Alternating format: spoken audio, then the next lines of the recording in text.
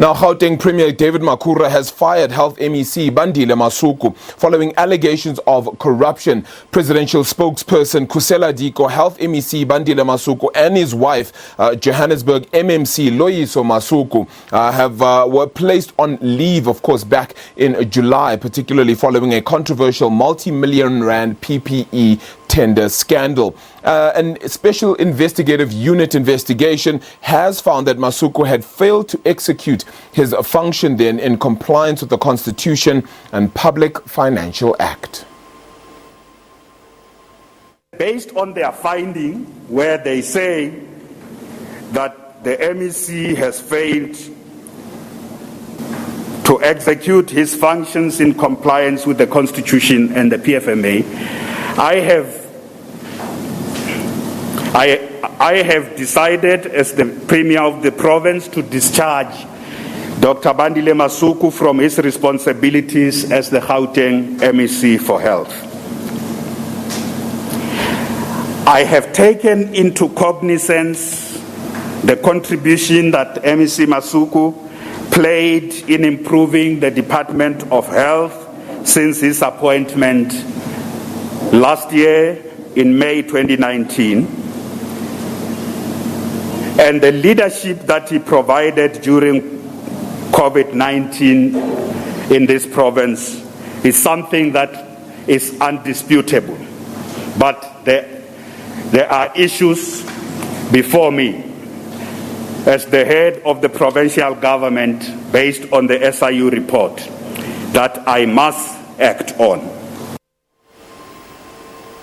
For more on this and what it signals politically, particularly in the fight against corruption, let's chat to our political reporter now, Samkele Maseko. Samkele, it's definitely a move in the right direction, but certainly shouldn't be the be-all and end-all. But Bandile Masuku, fired.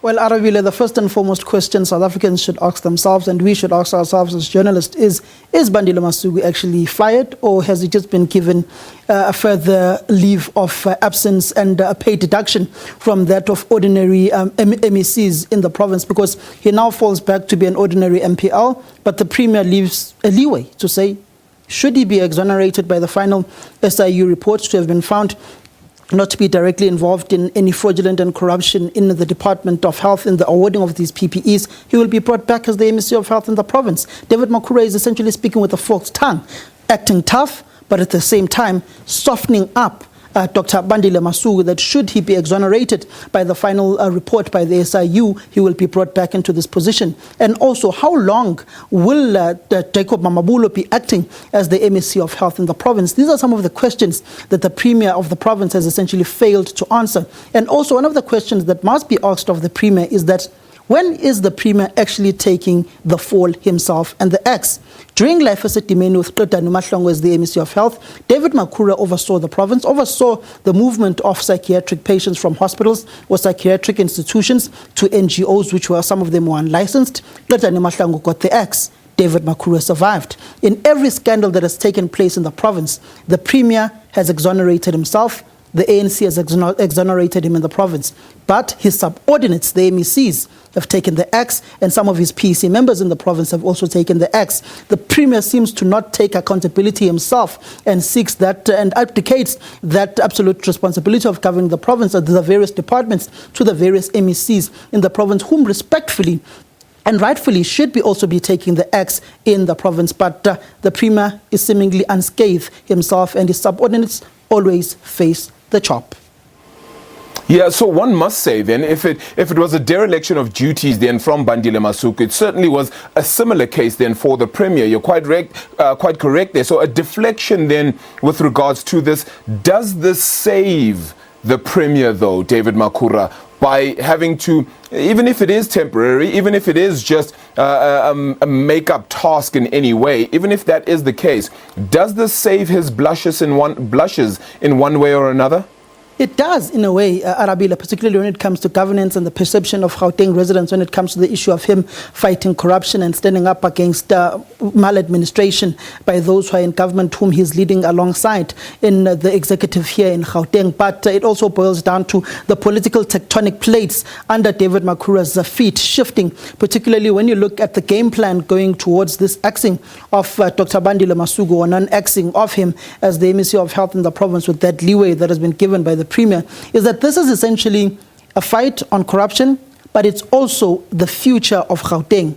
As you know, there are political divisions within the governing party in the province. David Makhura is essentially serving his last term as the chairperson of the province, and he probably won't even come back as the premier of the province, depending on the political balance of forces in the governing party. As you can see, that the younger generation within the ANC in the province, the likes of Mzandile Masina, Lebogang Maile, they are fighting full force to take over the province, particularly after Lebogang Maile was just beaten narrowly by Panyaza Lusufi for that deputy chairpersonship of the province, which is effectively paves the way for whom will become the premier candidate and the chairperson candidate for the African National Congress in the province of Gauteng. But this issue of Bandile Masuku was the future battle of what the ANC in the province will look like post David Makhura. Bandile Masuku was a threat to those whom are perceived to be gunning for the position in seeming allegiance with Panyaza Lusufi.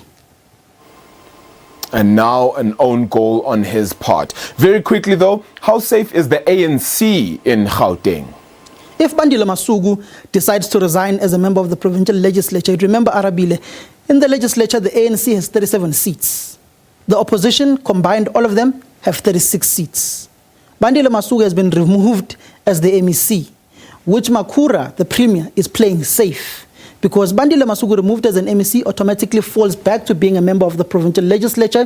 The ANC still retains their numbers of 37 and can effectively attend committee meetings of whichever committee he's deployed to within the provincial legislature. Should there be a vote of no confidence, then the ANC would be able to survive. But should Bandile Masuku decide that he is resigning as a member of the provincial legislature, it then becomes 36 against 36, which is a stalemate in the province. Then the ANC would effectively need a vote of one of the opposition parties, one of the opposition MPLs, to retain the province should the opposition parties bring a motion of no confidence against the premier. But as it stands, the ANC is safe, but should Bandile Masuku decide to leave the provincial legislature, it's 36 against 36. It's a classic case of Dr. Khusela Diko when he was removed as the MEC of Economic Development and Agriculture in the province, that he also decided to resign as a member of the provincial legislature, thus creating a vacancy in that particular role.